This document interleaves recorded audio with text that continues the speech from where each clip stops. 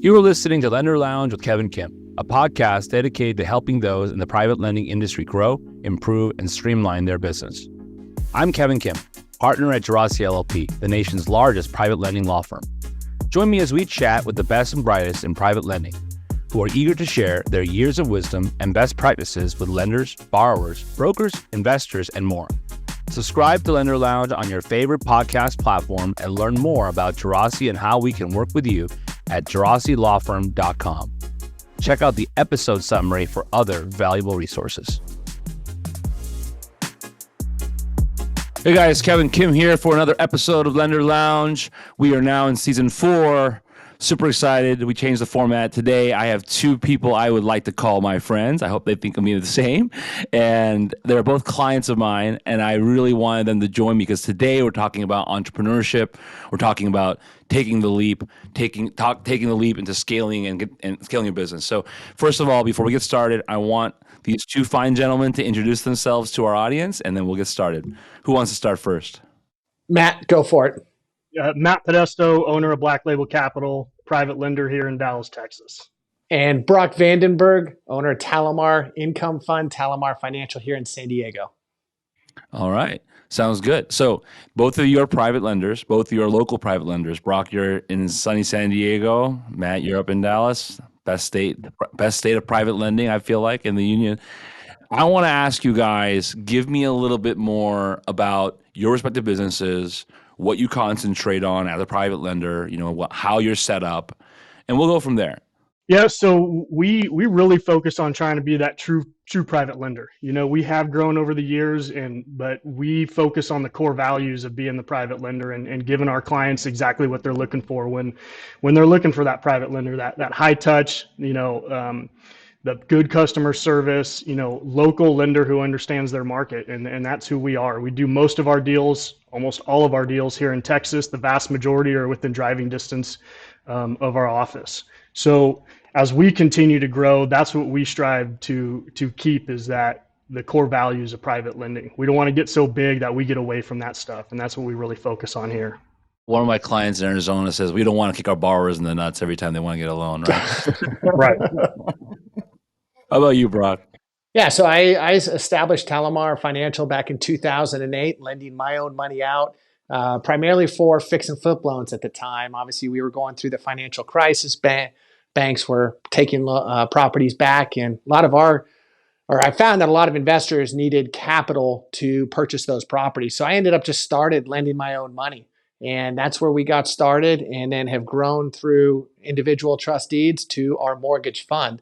And today we primarily focus on the fix and flip market here in the Southern California market, and bridge loans as well, both on residential and commercial real estate.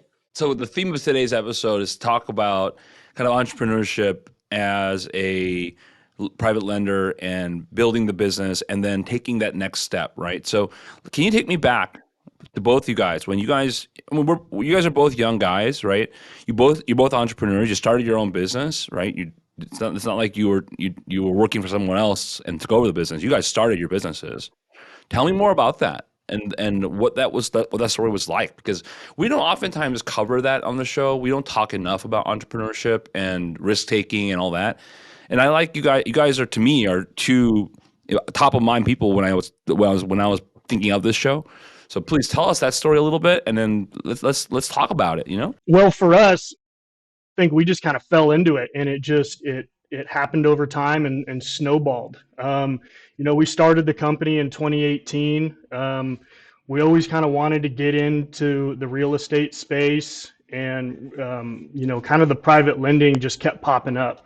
But prior to that, I was in the Marine Corps. I was a sniper in the Marines. I worked overseas for 7 years with the State Department, doing diplomatic security, doing that type of stuff.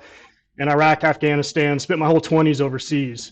Finally came home, kind of decided to start a family. Got a 6-year-old. It was his birthday yesterday, so time is flying by. But so I came home, kind of quit working overseas cold turkey. Didn't know what I was going to do.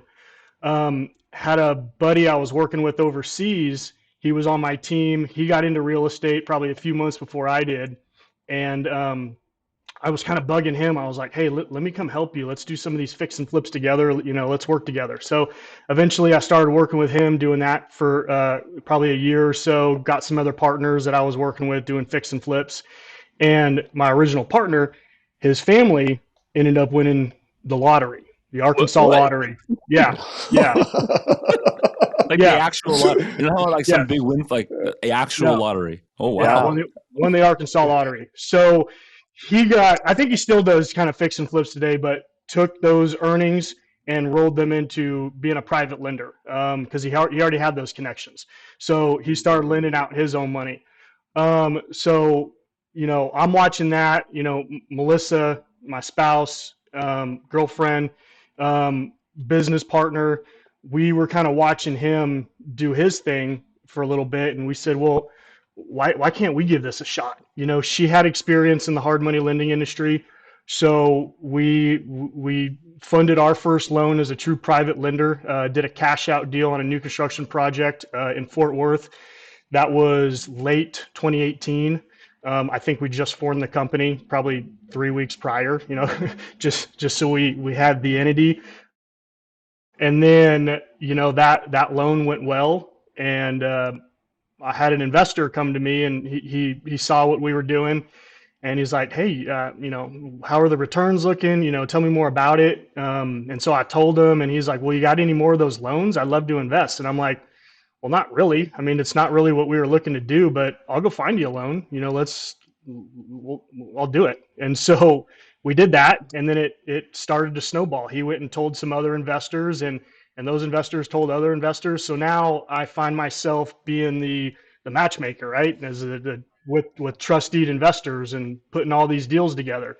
So, you know, we continued down that path. I got out of the fix and flip, focused on the just building the business, understanding everything in general. I knew nothing about it, you know, aside from what Melissa, you know, knew about the business. There were still some pieces we need to put together. Had no idea what an assignment was, you know, nothing. So I'm online, I'm Googling. I mean, I'm trying to figure everything out. I'm watching YouTube videos, you know, and then I start kind of putting the pieces together, and then just over time, just really start to educate myself because I had no one to go to other than, you know, my friend that was doing it as a true private lender, but he wasn't really doing it as a business like we were starting to get into.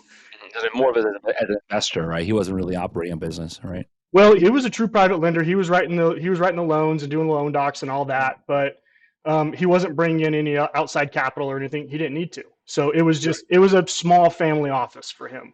So I couldn't really go there and learn about the industry as a whole.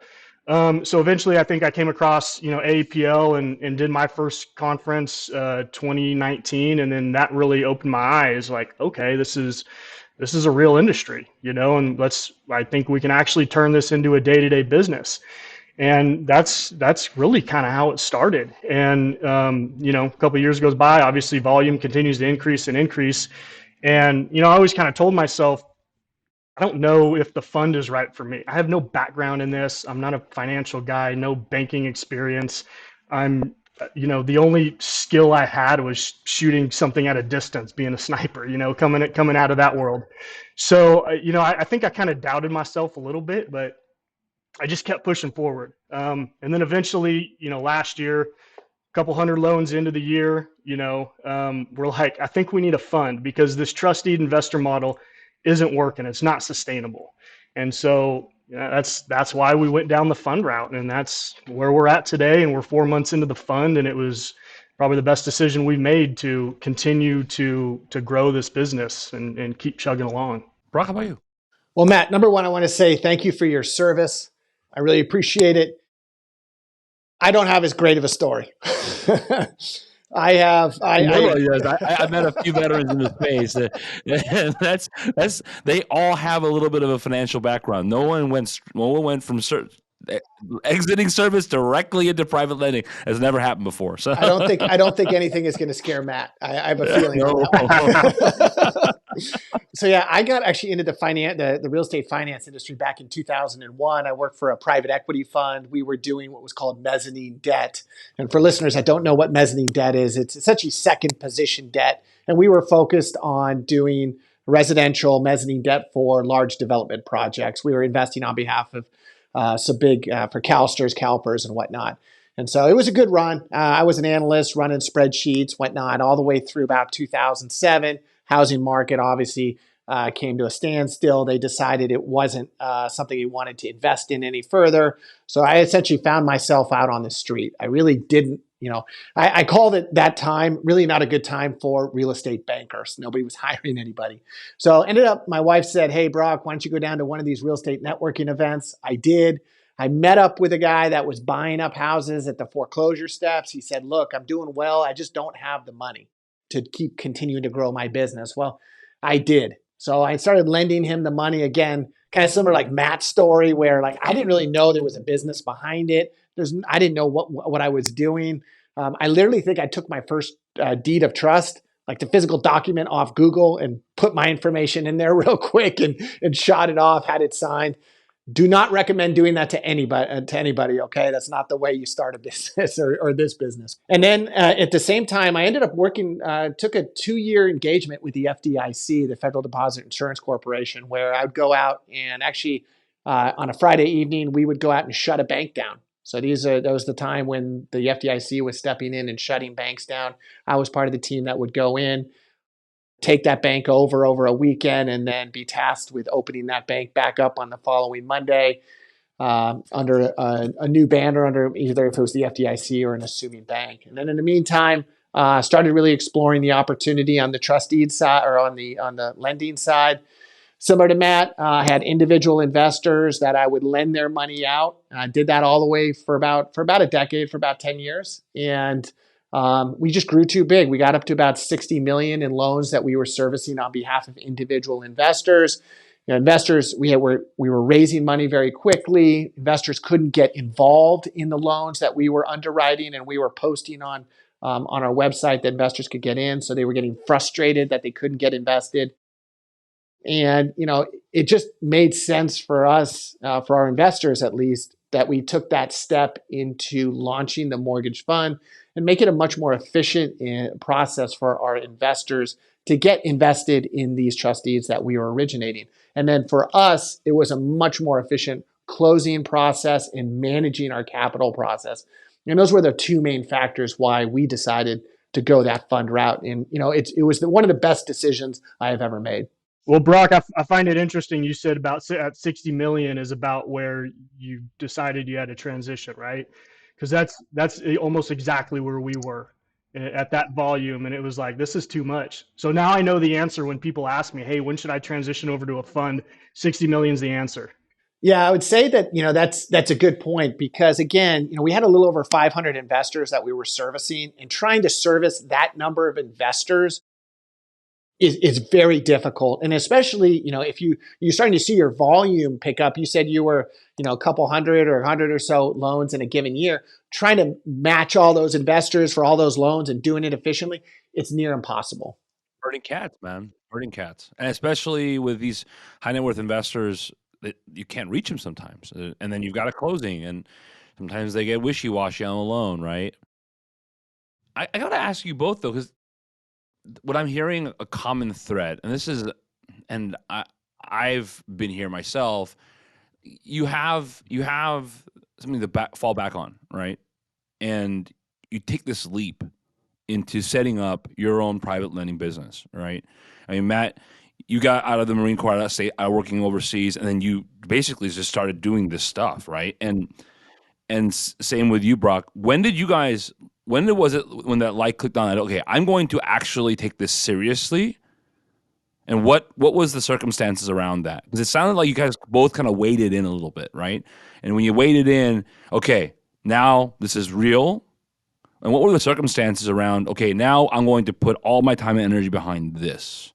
Well, for me, I think it was after the first couple loans and seeing how relatively easy this business is to generate profits compared to what I was doing previously. Doing the fix and flips. You got to be at these projects every day.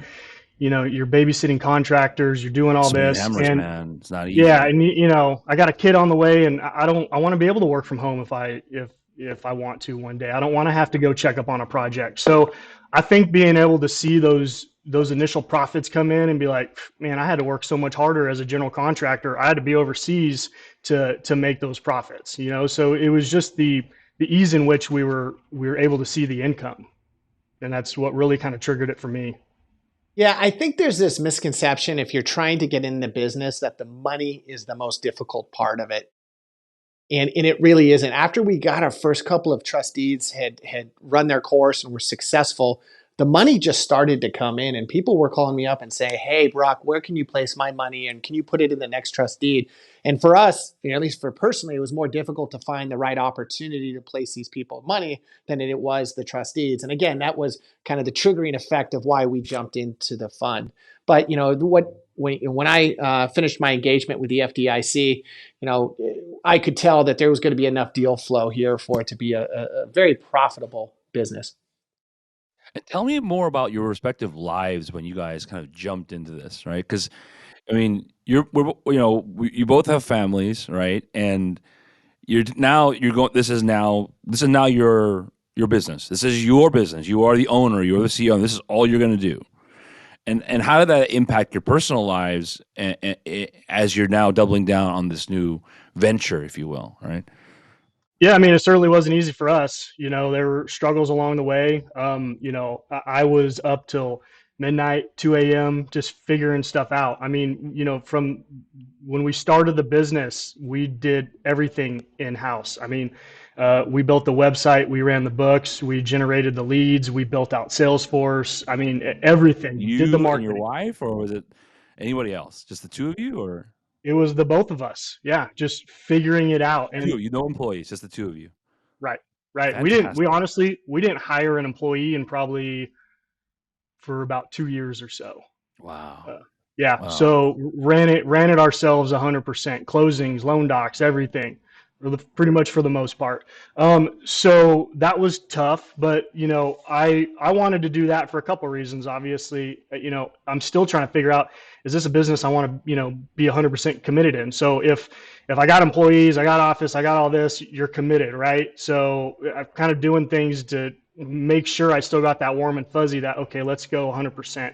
But also, I want to know how hard it is to do some of this stuff. How hard is it to run the books? How hard is it to build a website, edit the website, you know, build out our sales force, do the marketing, do all this stuff. So when I do go and outsource all of this, I know what I should be paying for it. And I know how hard it is to do some of this stuff. So I was in the trenches and with all of that. And so now, you know, when I hire somebody to do something, I'm like, yeah, take my money. I know how hard it is because my time is more valuable elsewhere and it's worth paying you what you're asking.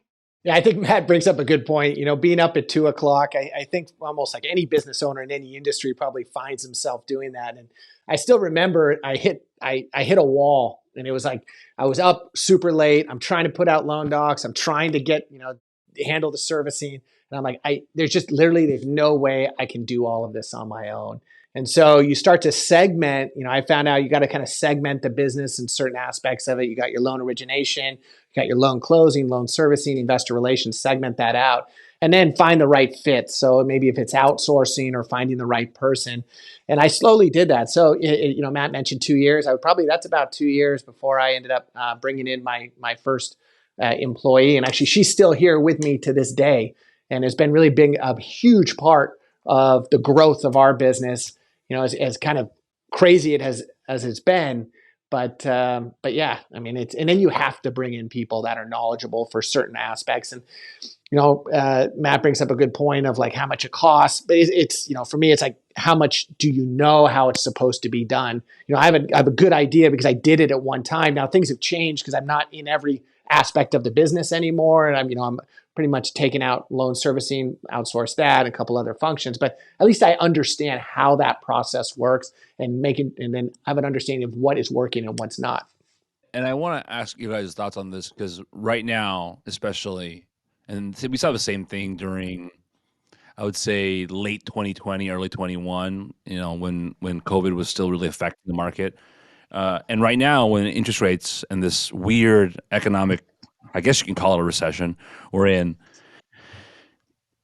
as local lenders, we're seeing a significant increase in interest of new market entries, right? Not just local guys, but also new market entries up and down the flagpole when it comes to middle-sized shops, institutional shops. And the interesting part is you see some have failed and some haven't, right? And some are starting to get traction, right? And some are really having a lot of trouble. And have you guys noticed anything like that lately? I mean, people come to you and said, "Hey, you built your private lane business, and you got any feedback from me? And what are you seeing out there on the street?" Because I've noticed a significant increase in interest in jumping into this sector. We see a lot of people in real estate all of a sudden start looking at this sector now, right? So, and just like we did in '08, right? Same story. So, and same in 2020. So, what have you guys been seeing lately in your local markets and amongst your networks? I think the new companies and the new guys, it all comes in waves, right? And we've seen it through COVID and all of this stuff is, we see a lot of guys, open up shop or they've had a shop and it really depends on their business model too. Are they pretty much self-reliant or are they originating and selling all their loans? Are they relying on somebody else? So we've seen a lot of those people shut their doors temporarily or permanently, depending on what relationships they have. So I think that's probably one of the biggest factors, as far as that is how are you operating your business? Are you self-reliant? And that's what we try to be, is almost fully self-reliant, where we don't, no matter what, we were lending during COVID, we're lending, if everyone stops buying loans, we're still lending, and that's how we have really built our business model around. Yeah, Kevin, if I look back and when I really started taking this business seriously in 2010, you've seen so many people come in the market and so many people leave.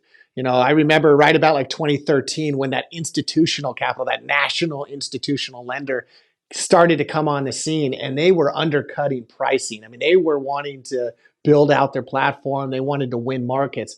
And as a regional or local lender, that made me super nervous because now we're having to drop our pricing. We're having to explain that to our investors, getting concerned that maybe we lose our investor sources because they don't want to get they don't want those lower returns. We found that our investors were flexible. They understood kind of what was going on in the marketplace. And now we're almost back to where we were when I was lending back in 2010 in terms of rates and fees that we could charge. And so there's always going to be a segment or an opportunity for local lenders, because I think on a national level, it's really hard to scale. There's only a couple of institutions that we know that have been able to do it successfully, because it's a local industry. I mean, you have to know your market, you have to know your borrower, you have to be able to move quickly. You've got to make decisions. Sometimes you don't have all the data that you need to make a decision on a loan because it's got to close so quickly. So I always tell people, if you're looking to get into the industry, I wouldn't be so consumed looking at what the other guy is doing or what the big institutional guys are doing, because there's plenty of business at a local level. Yeah, and you bring up a good point that makes me think a little bit is, for guys like us, and you got the big shops out there, and their interest rates are much lower than the ones that we want to originate and hold in our fund or whatever it is. Focus on how other avenues we can beat them. Speed, communication, service. Maybe it's a deal that's right across the street from our office. And you got to close in 2 days. Title work's clear, everything's open, and we're good. Maybe I could just waive the BPO. I'll go check it out myself. And, some of these big shops can't do it, So when we get borrowers who come to us and they start comparing term sheets with some of these big lenders that, have a lower interest rate. Okay, well, interest rate is one thing. Let's talk about all the other things that we can beat them on, speed of draws, we can, all sorts of stuff. So interest rates are just one part of the equation that I think too many people get focused on. Yeah, I agree. And then, Matt also brings up a good point. It's, what deal types as well. So, we do both fix and flip and bridge loans. A lot of those institutional lenders won't chase just standard bridge loans that may go 2 or 3 years or 3 years. They don't, that's not in their wheelhouse. So that's when, we can be a value add service there. And Kevin, that's an interesting thing. I'm going to bring up a question to you. All right. So we go back and forth. So I do fix and flip loans. You can churn that money pretty quick. Average fix and flip for us is like every 6 months. Okay. And so, it's a good deal because you're taking short-term risk. right, a market risk. You understand where the market is and where rates are. However, if you're trying to build a large portfolio of loans, it's hard to be churning deals all the time. So, we're peppering in loans that are good, solid, local loans at 24 months and considering 36-month loans. What are your thoughts on that strategy if you're building a larger portfolio? This is the weird phenomenon we've had in our sector recently. So for our industry, if you look back at the way the industry looked like from 2008, right? 2008 onwards, from right around 2013, 14, most private lending was local. Most private lending was still very hard money lending. I want to be very clear about this. I was going to ask you guys this question. I have no philosophical issue or marketing issue with the term hard money lending, because I think that it's important to think of it as, well, I don't personally care what I call myself. If my borrower thinks of me as a hard money lender, I'm a hard money lender, right? So it's all about what the borrower thinks. There's no negative connotation if you think about it. So up until 2013, 2014, most local lenders were very diversified, and they were doing a lot of small commercial bridge, right? And the sector was initially designed after what a lot of the commercial bridge lenders were doing. And so you started to see similarities, right? You started to see institutional capital coming into the sector, lines of credit coming into the sector, much like you did in commercial. But the big difference was we started to see kind of echoes of consumer, these correspondent programs, white label programs, table funding programs that didn't exist in commercial. And so to me, if you are a truly independent private lender that has your own debt fund and has your own balance sheet and has your own leverage, I don't have an objection to taking on 2-year, 3-year. I have clients who do 5-year. It's a business judgment issue. If you can underwrite it, you can service it, and it produces a good, solid investment for your portfolio and your investors, I have no objection to it. The challenge that we run into is, what I have a problem with is that people pursue these types of transactions without knowing how to do that. Good example is ground-up construction. We had a lot of people jump into ground-up construction. It was like something you wouldn't touch until 2016. And all of a sudden, 2016, 2017, by 2018, everybody was doing ground-up construction. And it was fascinating to me because I was trying to help place some of these construction loans for clients. I couldn't find a home for them in 14 and 15. In 18, it was just like, oh, go talk to these guys. They all do it, right? What locale is it? It's same philosophy, right? So if you can underwrite it well and you can service it well, why not? Right. I don't like to pigeonhole my clients, because my view on private lending is, it's actually more along the lines of what Matt said, right?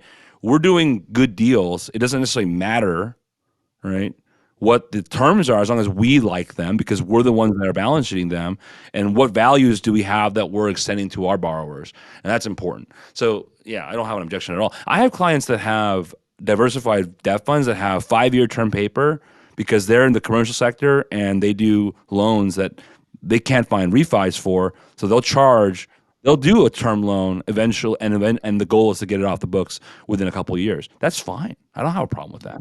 Yeah. Brock, what's the longest bridge loan you guys write? I always tell clients that I'd prefer to stick around 18 months. It's one of those things. Again, for me, and as you too, as our credit line, it's much easier to have longer term stabilized assets or loans secured on these stabilized assets, to use them as collateral for any type of credit line. So I'm not constantly churning, new loans into the credit line, and you just kind of have a stabilized credit line. That's why I like to look at kind of longer term loans. But I've always had this philosophy that, look, you might as well do a shorter term, maybe a shorter term loan, 12-month term, give them the opportunity to extend that loan, maybe another 12 months, or, give some extension options to them, so that you don't have to take a full risk of 36 months. I mean, you have the opportunity of somehow to get out of that loan earlier. So I go back and forth on it. If it's a good borrower, good property, I like the location, there's a good story behind it, yeah, I'll definitely consider a little longer term than 18 months. Yeah, I'm a big fan of writing them a little shorter. Even our fix and flip, sometimes 6 months, new construction 9 months. And really, the reason I do that is because at that 6-month or 9-month mark, it gives me the opportunity as a lender to step in and reevaluate everything, instead of having to wait a year or 18 months. Maybe I want to order a new BPO, or say, hey, it's been 6 months. You haven't even broke ground on this. What's going on? You Yep. know, so it kind of gives us a better opportunity to get out of the deal too, if we want to. Well, you also have the benefit of being able to build fast in Texas, right? Yeah, they put them up California, it quick. takes 6 months to even get started. That's I was just thinking that's the permit time. Yeah. There's some areas where you don't need permits. It's fascinating. Texas as a whole, it's a country into and of itself, and even the Dallas Fort Worth area has its own unique market features. It's very fascinating out there, and also you have the foreclosure. You have the best foreclosure process in the country. So, I mean, you can write a 6 month loan, and actually, I'm sure your borrowers don't mind it at all because they can also find other financing if they want to get out at 6 months, 7 months, 8 months. So, but at the same time, if you want to do it, right? That's my view on it. Like, do it if it's a good loan, because you guys are value driven, right? You're borrower driven. You want to provide good service. If it's a good loan, like I said, we started the podcast. You don't want to kick your borrowers in the nuts, right? And then that goes to my question to you guys: is this whole thing about hard money versus private lending? When this thing came out, and it goes back a lot longer than you guys may have seen, because when Anthony Gerasi, the founder of our law firm, founded the AAPL back in '09, it was the National Hard Money Association, and we switched the name to American Association of Private Lenders. So even back then, there was this weird connotation, right? And negative connotation. And I come from the banking world too, and I was like, this is really dumb because bankers don't care that it's called hard money.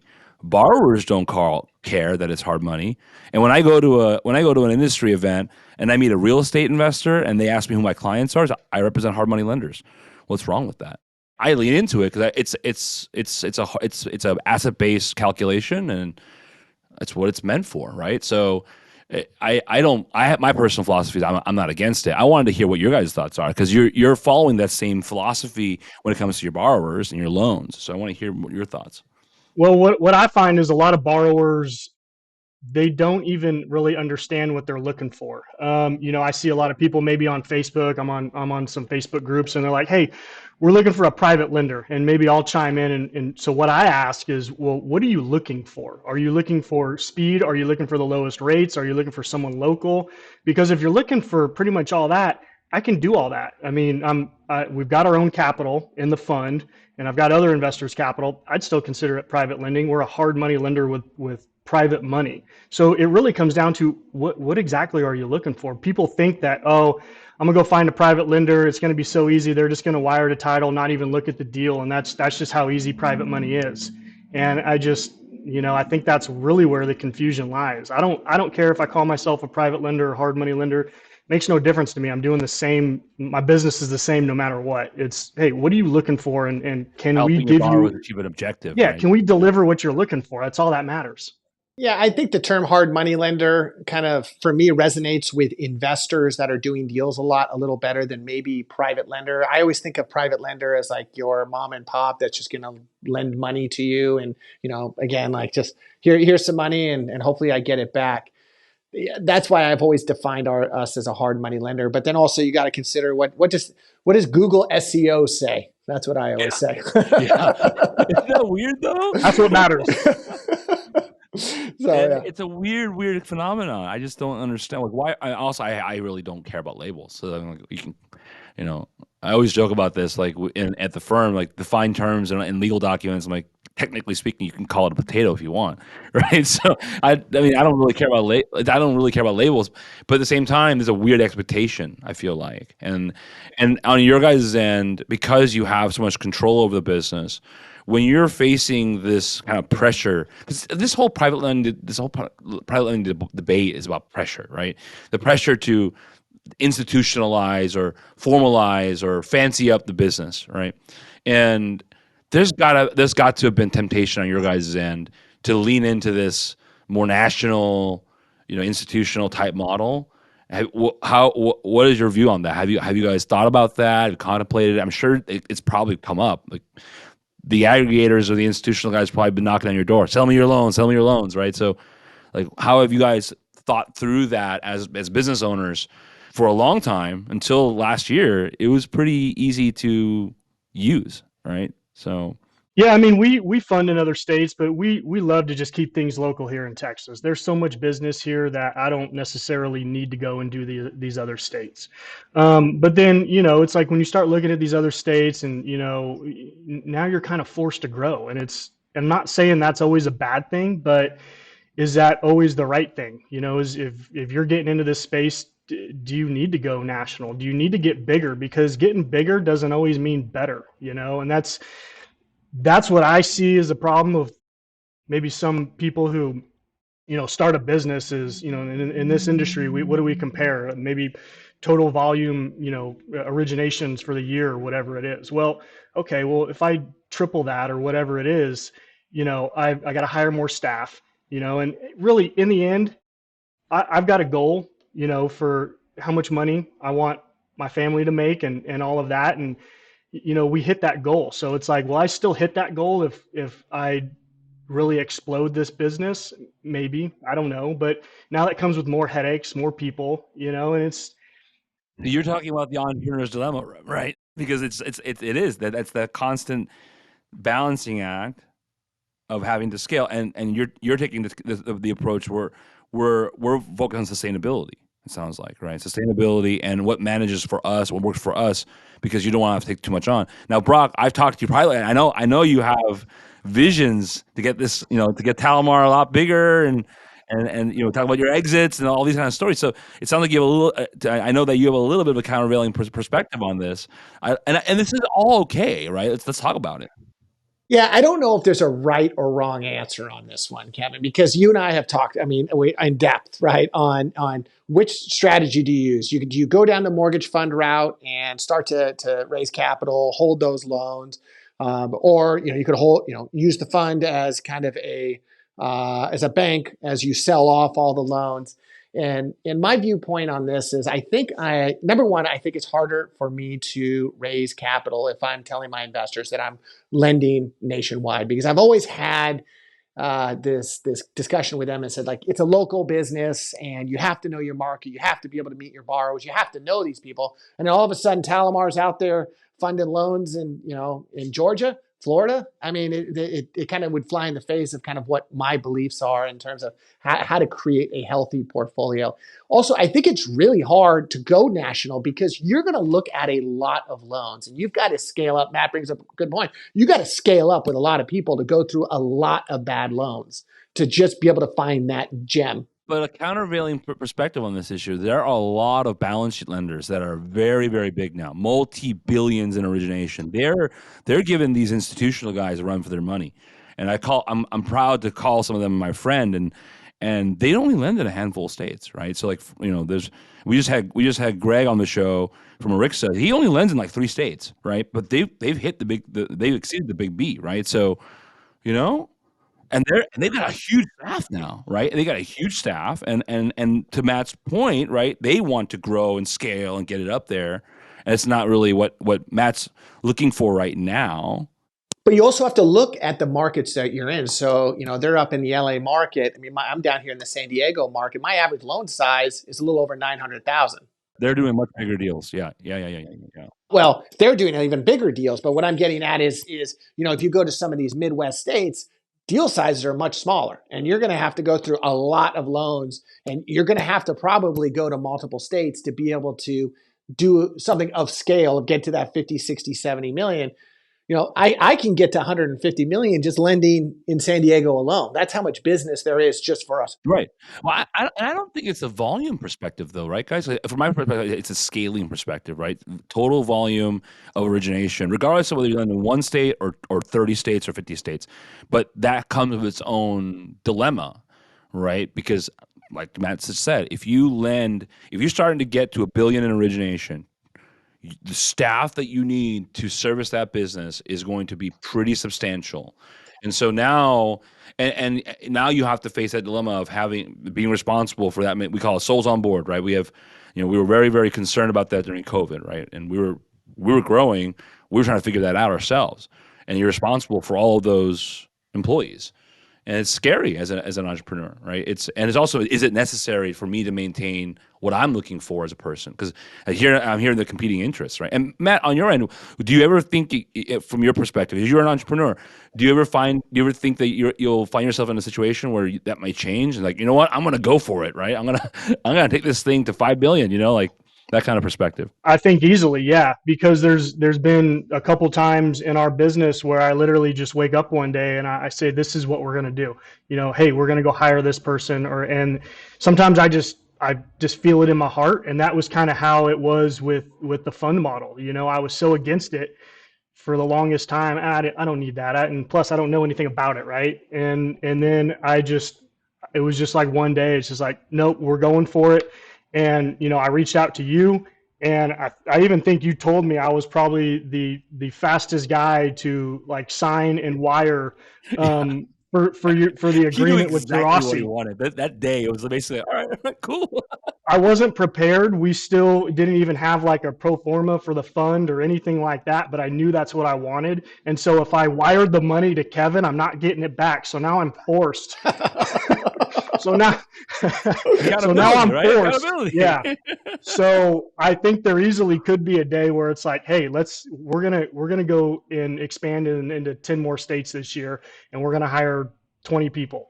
Not saying it's not going to happen, and it easily can. So it's just one day I could wake up and say, this is the right moment. Everything's falling together. But there had to have been a level of comfort, like psychologically, that okay, this is the right next move for me. And it sounds like you had that gut feeling that told you followed your instincts. Yeah.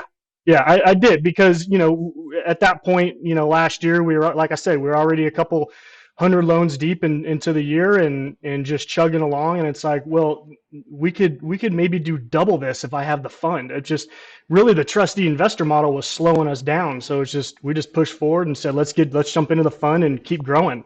Matt, okay, so I'd be interesting question. When you made that transition, though, how was it difficult for those trustee investors to follow, for people to transition from trustee model to the fund model? Did they follow you? What was your experience? Well, I called up all our trustee investors and told them what we were planning on doing, told them why we were doing it, and gave them the whole rundown. And I said, if we do this, are you on board with us? And pretty much everyone said yes. We already had a track record with them, and that's really what mattered. Was they've been with us for years, and if you want to move to the fund model and that makes things easier, let's do it. I will say I do have a couple guys still on the trustee side, and so what I kind of put together and realized once we started the fund is that it's a whole new business. I got to prove myself again, because doing things on the trustee side, we did that for years and we had a track record. Well, now I'm telling you, this is the structure of the fund. These are the returns we're aiming for. Now I got to prove myself again. We've done that, and we've got guys to now come back over to the fund side who waited a couple months. But I do have a couple still on the trustee side. It really has nothing to do with the fund's performance. It all has to do with, they just don't want their money locked up for the lockup period, because they've got other stuff going on and other investments that they may want to put that cash in. So yeah, that was probably, talking to those investors, that was what gave me confidence to say, okay, if I move over, obviously I'm going to get the money, and that's you got to have the money to have the fund. Worst case scenario, you could always fall back to the trustee model if the thing just didn't work. I mean, that was, yeah, it'd be an expensive mistake, but well, yeah, I was at, and I asked that question because I was actually at, and this is not a plug for the APL and Kevin's group, but I was actually at that conference when we launched our fund, and I was sitting at a table with another hard money lender that had launched their fund a couple of years back, and they had mentioned to me that if you go the mortgage fund route, okay, if you go that route, you got to be committed, and you can't let your trustee investors, you can't keep offering trustee investments, because they'll continue to stick with the trustees and they won't make that transition. And I think that I took that train of thought. I went all in, and I got about probably 75, 80% of my investors followed me at some point Matt brings up a good point, Kevin, that some people waited a little, and I think they were hoping that it would not work out and that they would be able to get trustees again. But I think they figured out, hey, we weren't going the trustee route. Interesting phenomena that I've seen is that actually for Texas lenders, it's easier to convince for fund because in Texas, it's not as common to do the fractional as California. In California, trustee investing is it's like I've been surprised so many times. I'm a private personal Yeah. dinner, and I'm talking to a cousin, and he does it, and I was like, what? And so, and the fascinating part is here, and like you talk to anybody you meet randomly at any kind of event in Newport Beach, everyone invests in these things. And so that's the weird thing in California, and it's a very hard transition in California. And in Texas, what I've noticed was there are a lot of private lenders that do trustee, but the vast majority of private lenders still mostly have debt funds. So, that's a dynamic change. But at the same time, you have to overcome that big objection, is that lock of I feel handcuffed, I feel tied down, but you can get out. It's just a little bit longer of a process, right? So, or be tied down to foreclosure. you know? My counter to that is, well, you're willing to put your money in a 9-month loan that I'm originating right now. So, why not just throw it in the fund?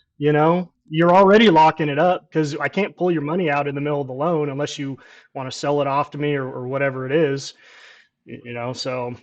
But I like your point, Brock. I think there will be a time that we should have a kind of a drop dead date. Hey, we're not doing trust deeds anymore because we got away from it for a reason, right? Because it's weighing us down, it's slowing us down. Now my CFO's got to handle that type of stuff and also handle the fund at the same time. So yeah, we gotta have kind of a drop dead date, I think.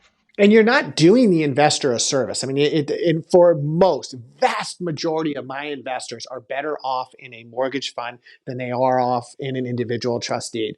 That's my viewpoint because number one, they're investing in multiple loans, not just that one loan. Many of them, being that our average loan size is 900,000, we're in a fractional loan. I mean, that in itself has inherent risk, right? And then if you're here in California and you're going through a foreclosure, I'll tell you what, you don't want your name on that trust deed because there probably is going to be some litigation involved. Yeah, there's so many benefits to a fund. I mean, you almost can't even argue it, comparing to a trust deed. In my opinion, the best use case for a trust deed is, for guys like us who are starting their company from scratch and getting their feet wet. Because you can pull out. I mean, if you're like, okay, I'm not doing lending anymore, you can pull out of it much easier than if you're already up and running with a fund. I always tell people first when we talk to a brand new sponsor, it's crawl, walk, run. The crawl is either find some people that can fund the loans for you as a trusted investment, or broker it out to someone else, or use the aggregators. That's your crawl. You gotta get some deals done first. You cannot just jump head first into raising up a debt fund. it's too risky. With the trustee investor model, you have less pressure to put capital to work. If you don't have money sitting in your bank account that's got to be earning interest every day. With the fund, there's much more pressure.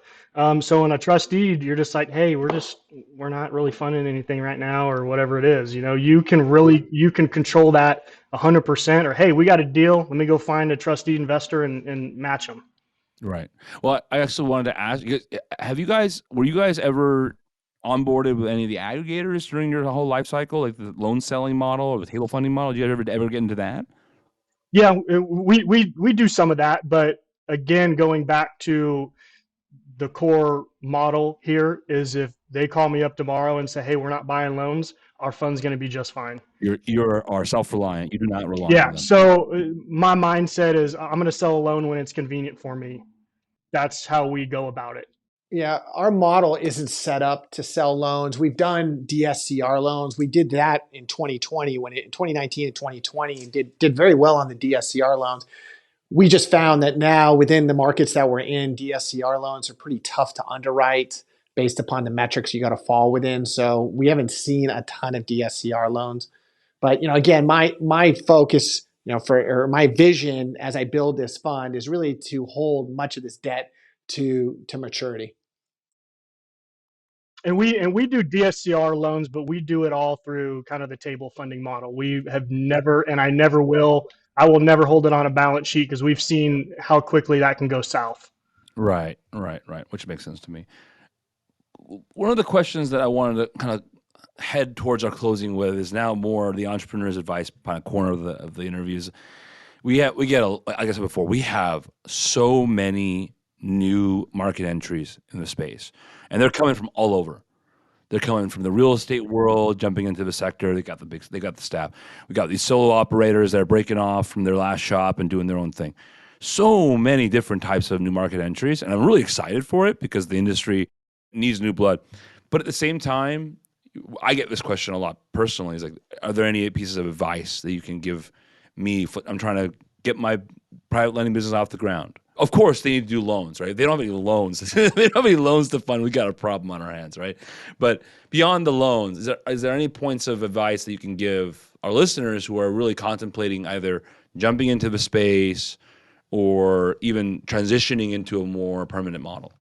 If you're getting into this for the first time and, you're telling yourself, man, I know nothing about private lending and I can't do this because I literally know nothing. I'm going to tell you, I was that guy. And like I said earlier on the show, I was literally Googling stuff and getting on deed searches and figuring out what lenders were doing with their loans and how they were selling loans and who they were selling to.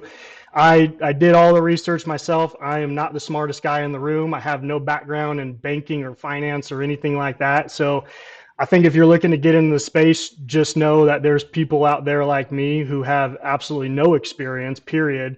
And we've been able to build something pretty decent here. And also kind of, find your reason and your why to why you want to get into this space. Is it to support your family, or you got a kid on the way or whatever it is? My son was kind of my biggest why, and I had to figure things out quickly. And so that's what I did. And if you can find something to motivate you and keep you up till 2 a.m., that's going to keep you going. Very good reason. Yeah, Matt brings up a couple points of why you want to get involved. I love the industry. I just love real estate finance. It's just something that I enjoy being a part of. Enjoy finding solutions to people's problems on the real estate side. So I'd also recommend a ton of good conferences. I know Kevin, your group at Jurassic have 2 great conferences every year. I attend those, and what I like about those is that they're educational. So you can go in and really learn from other industry experts about what's successful for them and what's not. APL has a conference. If you're here in California, California Mortgage Association has another great conference. So you can learn from industry experts at these networking events. When you first start out, you really need to be able to do it yourself. I mean, just trying to get involved in every aspect of the lending business so you understand it. And then as you grow, as you get more and more deal flow, you're just going to know. I don't know. There isn't like a metrics or a number. It's funny. Matt said like 60 million was like the number. I guess that's like I don't know if that's a magic number. It's just, I knew it was time for me to take the next step. You'll just know when it's time to go bring somebody in to, take over some aspect of the business as you're growing, so you can focus on growing the business further. And then here's the big thing, choose the right people that you're going to involve with your vendors, from your attorneys to your servicers to your, whoever, if you're going to have somebody that's going to do your fund management. Talk to everybody in the industry. Everybody's more than willing to tell their story, who they use, who they prefer to use, and whatnot. So I've made some mistakes by going down the cheaper route and not aligning myself with the industry experts that I should have, would have taken me a lot further, a lot quicker. Yeah, it's a great point about vendors. You've got your in-house people, processors, loan officers that you're hiring that you can kind of control, but you've got all these other vendors that are still an extension of your team. Inspectors and loan servicers, appraisers, all that type of stuff, and how they're doing their stuff reflects on you still. So if they're doing a poor job, your client's going to think you're doing a poor job. So surround yourself with the top quality vendors, and they're out there. You just got to find them. I really like the whole ask the question, right, Brock? I mean, what I really found very interesting about our space is very different than a lot of other spaces, especially banking. A lot of our clients are competitors technically, but they're all friendly and they ask each other they're all asking each other questions and trying to find information from each other because they need resources, right? And what I really enjoy is that there's an abundance mindset in our space. It's probably because it's full of entrepreneurs and not a bunch of institutional types. So I really appreciate that about our sector, and I can't echo that enough. There's so much camaraderie in this space, and if you're unlucky enough to run into someone who's very kind of closed-minded about that kind of stuff, there's plenty of other people that will help you, and answer your questions and be a resource to you. And it's just not a one-off question and you just know what you're talking about. This industry is so dynamic. Things are changing so quickly that you have to stay on top of who's doing what because, like I said, even vendors are coming in and out of this industry so quickly. So you got to stay on top of who's doing what, who's successful, and who's not. Vendors, capital providers, even and also lenders too. Like a lot of, like we've seen it past 2 years, not been kind. Many of these big shops have shuttered, sold off. It's been turbulent, and you got to stay on top of it because you're going to get those questions, right? Your borrowers, so and your investors too. So, yeah. All right, guys. Well, you know what? I think that's all the time we have for the episode. This has been probably our most dynamic episode ever. I really appreciate you guys joining us for the show. You guys can tell everyone where they can find you online, and we'll close the episode out. For us is blacklabelcapital.com, or you can send me an email at matt@blacklabelcapital.com. So find us at talimarfinancial.com, TALIMAR, talimarfinancial.com. Also post a lot of good content on YouTube. So check my YouTube site out. Post a lot of industry information, what we're doing. So yeah, Kevin, hey, thanks for having me on. Yeah, I really appreciate it, Kevin. Thank you. Absolutely, guys. This is a really fun one. I really appreciate you guys joining us. This is another episode of Lender Lounge with Kevin Kim. This is Kevin Kim signing off.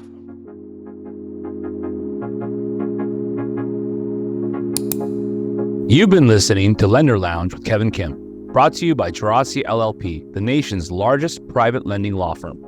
Gerasi is the leading legal resource for specialty lenders, asset-based lenders, private lenders, and non-bank institutions.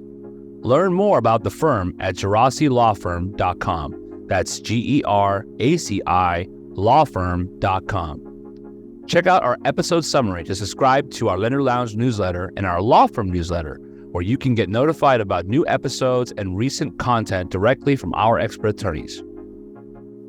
In addition, we'd love if you follow Lender Lounge with Kevin Kim on YouTube, your favorite podcast platform, and on LinkedIn, where you can also check out updates from Gerasi LLP. Thanks for listening, and we'll see you next time on Lender Lounge with Kevin Kim. This is Kevin Kim, signing off.